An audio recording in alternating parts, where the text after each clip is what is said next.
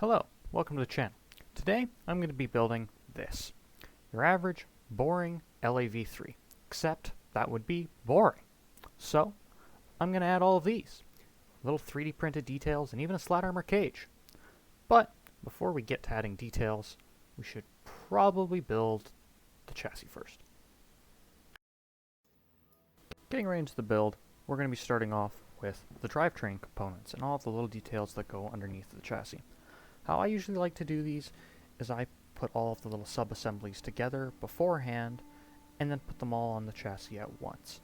This really helps to line everything up and get it all properly sitting on the chassis at once. Now, I like to do that because getting everything sitting right on these LAV kits is really important because they have 8 wheels. And to get all of those 8 wheels looking right, you really need to make sure that all of the driveline components are sitting properly. If you don't do that, you can end up with this, an LAV kit I built when I was younger. And as you can see, not all of the wheels really touch the ground or line up right on a flat surface.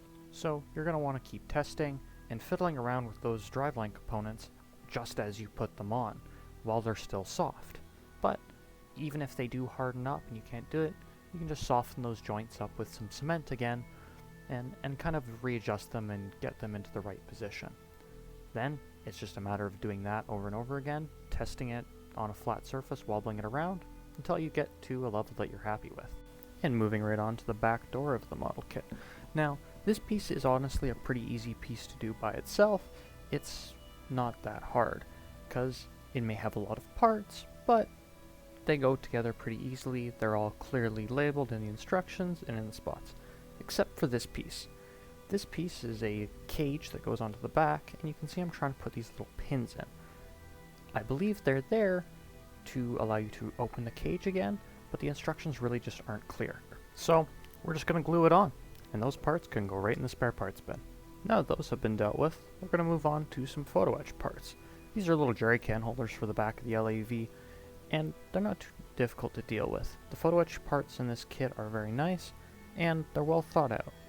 Now, photo etch can be a little daunting at first, but I found if you just have some practice with it, it can be not too difficult. The base thing is you want to be cutting it not on a soft surface or even wood, because that will cause the parts to deform before they cut. You want to do it on something hard, like a metal slate like I'm using here, or even a piece of glass if it's hardened. Then, once you're done that, just file down the pieces, and you can have a good photo etch set. Moving swiftly along from the photo etch parts on the back door, we're going to glue up the back door and put it on the model kit. Before you do this, you want to make sure you're testing and getting everything fitting up right long before you do any cementing work, especially on these tub-style model kits, where you have 1 or 2 clamshells that go over top of each other. And that's exactly what I'm doing right here.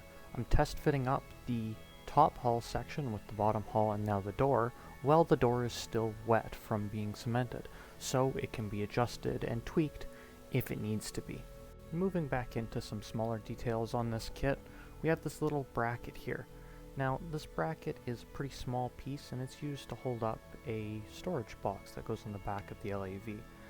And because the tolerances on it weren't quite good enough, I had to file it down a little bit, make some little modifications, and just to get it to fit up properly on the back of the kit.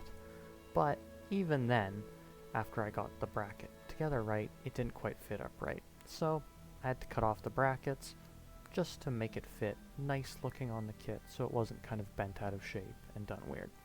But when you're doing that kind of stuff and making a modification, you just gotta remember to always gotta be making sure to fit up those parts that are gonna go on top of it, just to make sure that it can all fit on properly when you cut off mounting brackets like that. Because cutting off mounting brackets means that things aren't gonna mount up properly.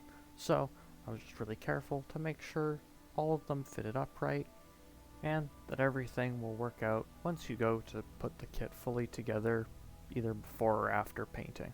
Now some side detailing on this kit. We're going to be moving into these little toolboxes that are on the sides of an LAV III. Now, these toolkits have these handles in them.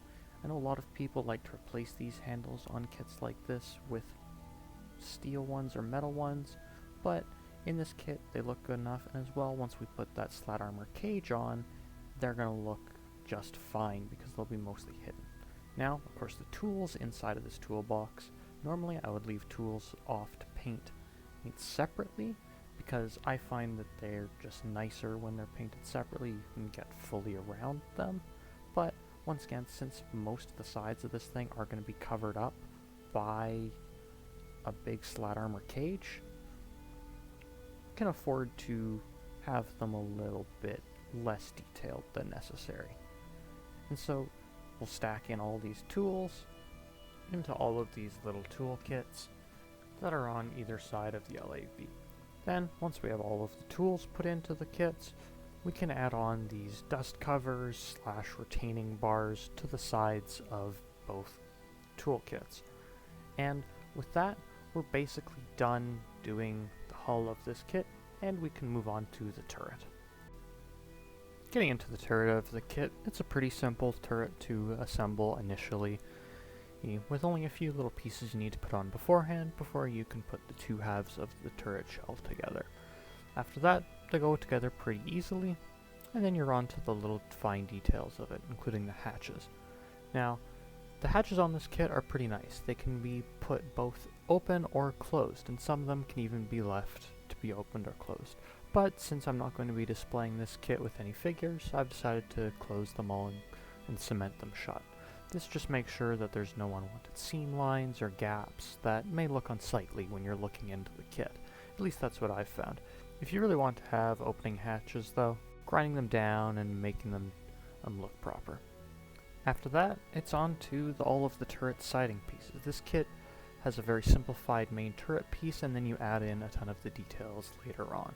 That's what I'm doing here, just adding in all of those siding pieces and turret things that go onto it that just add a ton of details. After those are done, it's on to more photo etch, and this turret has a lot of photo etch, which is of course a great thing, because photo etch parts can add a lot of really easy, simple detailing to a kit to just elevate it that little bit more. So, first bits here are the turret baskets. Now, the turret baskets are made out of mostly plastic, but they have a lot of photo etch details to them where it matters. Like on the sides connecting here for the metal plates that connect it up to the actual turret itself, and then of course the most important pieces, the actual grill and grating on those side baskets. Now for photo etch stuff like this, especially when you're dealing with putting it onto very small little parts of a kit, I tend to err on the side of caution and use a little bit more super glue or cyanoacrylate than you normally would for photo etch parts, just because they're really thin plastic pieces and photo etch can get knocked off of them pretty easily. And the way that they're sitting and the stowage we'll be adding to this kit, you won't really see any major glue runoff, so it'll probably end up fine. Just like that, adding this next grill piece to one of the turret baskets, you can see that I'm adding a fair bit of glue, as well as adding glue to both sides of the basket and onto the sheet itself, just to make sure that they're all good. Now, before you're doing this, I tend to test fit these and make sure I'm seeing where they all go and where they'll fit up.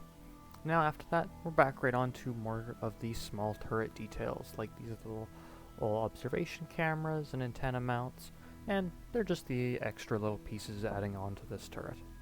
Once those are on to the very last turret basket and adding its little details here. These are little jerry can holders, I believe, from all the pictures and research I've done of these things, and they don't really even have a spot to show where they go, so just super glued them onto the side. Then we're on to some of the final turret details, like adding the main gun barrel here, making sure it all sits upright. Then we're on to one of the coolest parts of this kit, the smoke canisters. Now, these are actually really impressively detailed on this kit. Each one is individual, and they all go on to one single mast pull. Now, the interesting thing with these is they all have their own individual little photo etch chains. These chains are really nice and detailed, and after finagling with them for a little bit, they're not too hard to install, which is good, because there's 8 of them. Now, I found the best way to get them done is to glue the top piece on first, and then as you can see, after the glue has dried on that top piece, I twist it around and glue it onto the underside.